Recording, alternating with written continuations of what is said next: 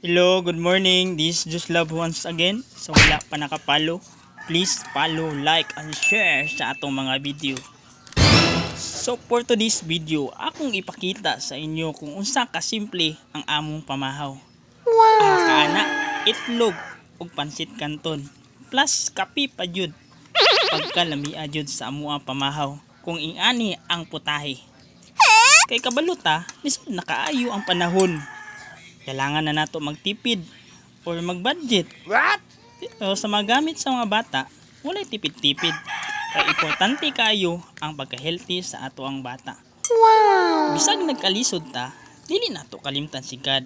Kay wala siya, wala masad ta. Mao nang kuning kamot lang yapon ta. Dili ta magkapoy-kapoy. Dayon mo surrender. Kay kung surrender ta, maginuktok na lang ka. Mao nang bisag simple kaayo ang atong pamahaw, give importance to that. Kay kabaluman ta nga sa pagsalig, daghang grasya moabot ka nato. Maong bisag daghan tag gigunahuna sa umaabot nato nga sweldo kay wala na po'y mabilin, ayaw ka problemahan na. Ang importante, nahatag nimo ang tanang singot ug kakapoy sa pagpanarbaho para lang sa imong pamilya.